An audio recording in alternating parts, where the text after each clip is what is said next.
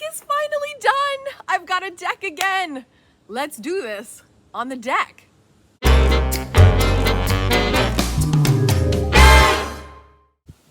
Welcome back to the channel.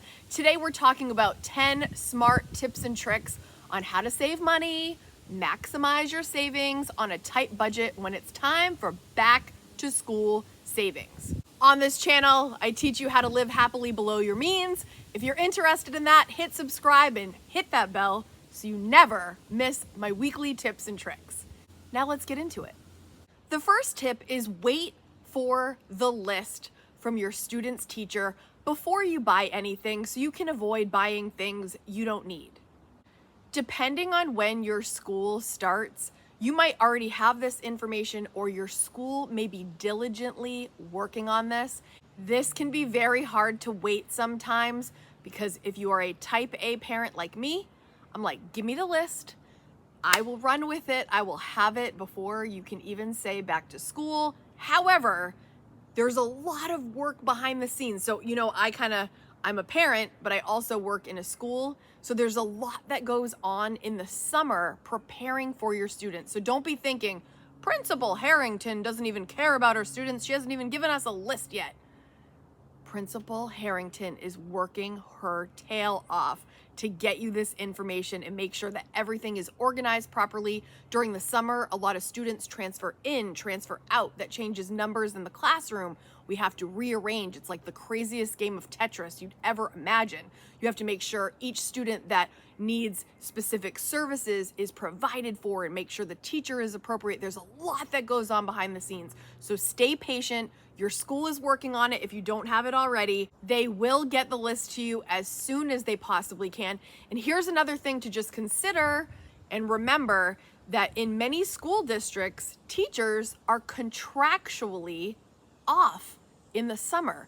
So how can they provide you with a list when they're not working yet? It'd be like calling the dentist office on a Sunday and being like, why aren't they responding? You know what I mean? So stay patient, and when you get that list, it's the green light.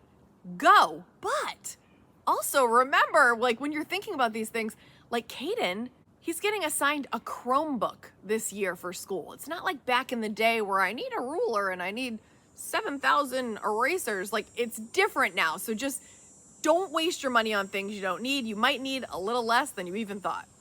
This doesn't mean you have to sit around just waiting, twiddling your thumbs. What am I gonna do? The next thing you can do is inventory your child's school supplies and wardrobe.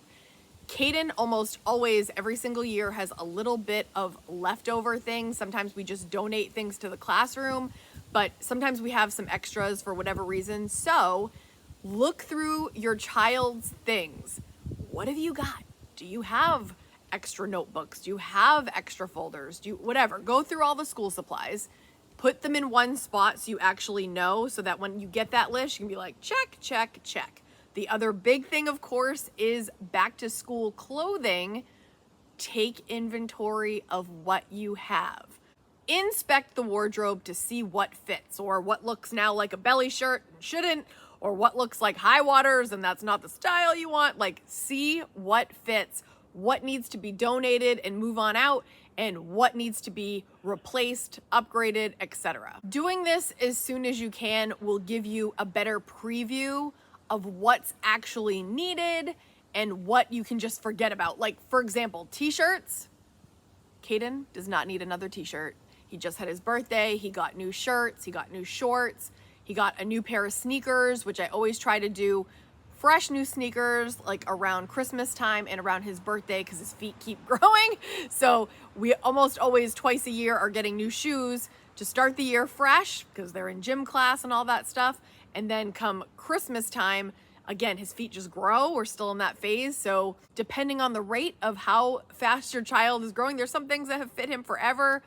Depends, but just take a look, have it all looked at so that you know what you need. Number 3, get a little more specific and write down how many of each thing you need. This is how I am. I'm gonna share it with you.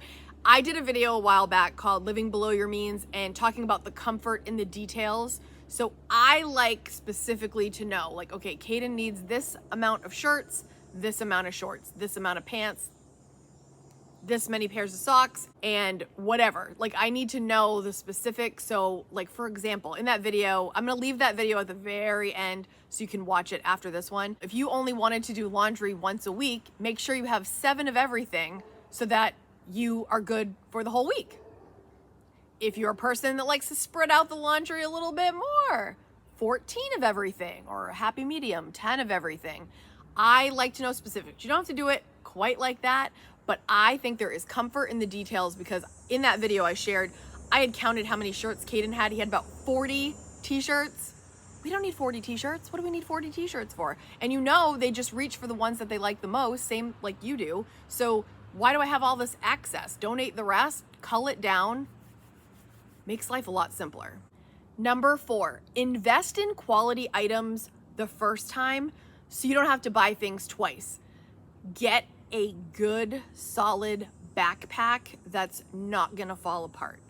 If you're gonna bring lunch to school, get a good lunchbox that you can clean easily. That is key, so that you're happy with it and you can use it all year, clean it out easily. Most of Kaden's teachers have preferred like Ticonderoga pencils because they believe those are the best ones. So get quality items so that you aren't having to go buy things over again. It's just so annoying, right? Do it right the first time. It might be an initial investment that's a little bit more. Plastic folders versus the paper ones that are gonna get all frayed, or if you get it wet, it's ruined. Just be smart about it. Get it right the first time so you don't have to rebuy. I hate that. Oh, and don't forget a good water bottle. We use that a lot. Number 5, look for back to school sales, either online or in store, and see which one has a better offer. I almost never buy anything online that's not on sale or has a promo code, a coupon code. Just Google for the coupon code. Like, don't just let it go. Don't just think like, oh, that's the price. Look around a little bit. You don't have to spend a ton of time, but back to school sales are a big deal. And right now they're everywhere. So maybe stop by a store if you feel inclined, or look online and make sure that you're getting the best deal on things. And don't waste your money paying full price when there's a back to school sale. It might take a little extra time, but it's worth it. Oh, there's a plane overhead. The fun of filming outside. If you're enjoying this video, type in the comments, back to school, to learn the golden rule. Number 6, stay away from the comparison game. This can be tough because you might be hearing like, this kid has Air Jordans. I want Air Jordans, or whatever the popular shoe is at this time. Or this kid has that. Half my class has an iPhone. I need an iPhone. Oh, good Lord. There's just so many things that can get in your head when you're playing the comparison game. Try to stray away from that. Focus on your child, your child's needs, and you don't have to compete with Susie and Tom in the class. Don't fall victim to thinking because this kid in this class has this, your kid needs this too, especially if it's not in the budget.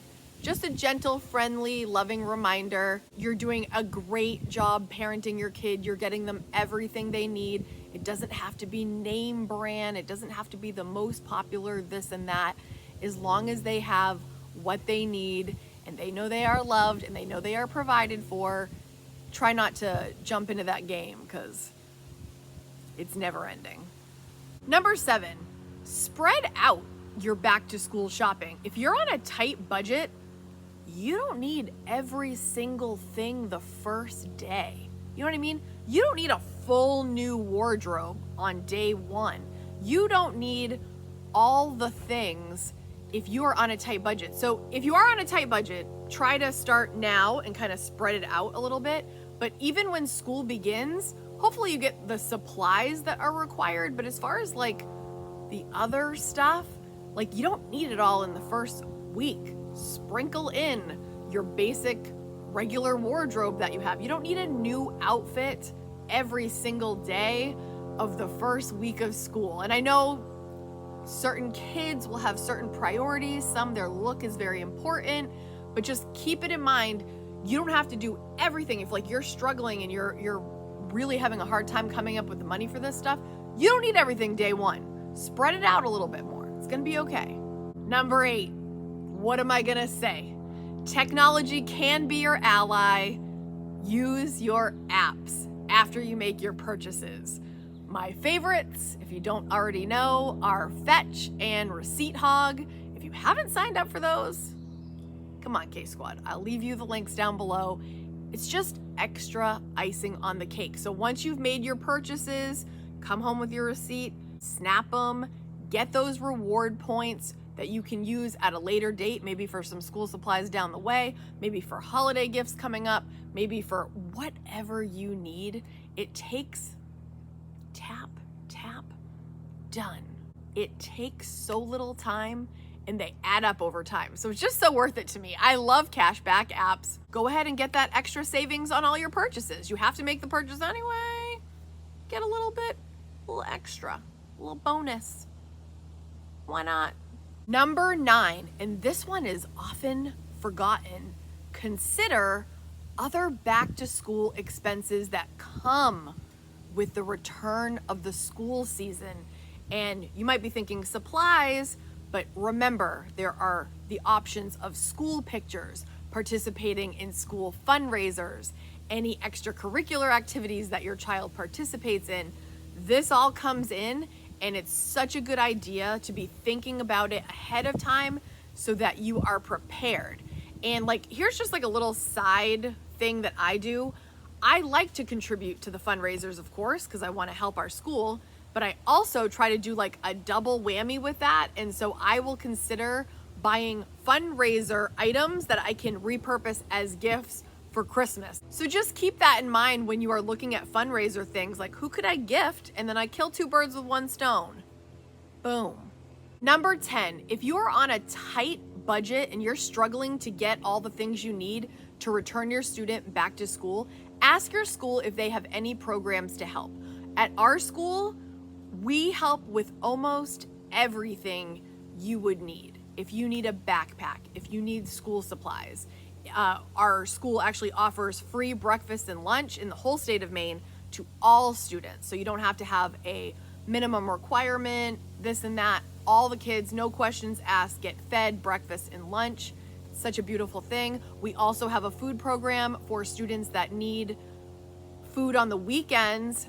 We actually provide bags of food with pantry items so that they don't go without on the weekends either. So if you are in a tight spot, or maybe it's just like a temporary thing, ask for help. Your school probably has lots of programs implemented to help you, so don't hesitate to ask. The point person traditionally is probably like a school counselor, so check in with them and see what services are available. Do you have any back to school savings tips that you want to share with the KSQUAD? Please leave them down below at this time. I told you I was going to leave you a video to watch next. I'm going to leave it right here so that you can get comfort in the details. Hope it's helpful. See you next week, KSQUAD. Bye.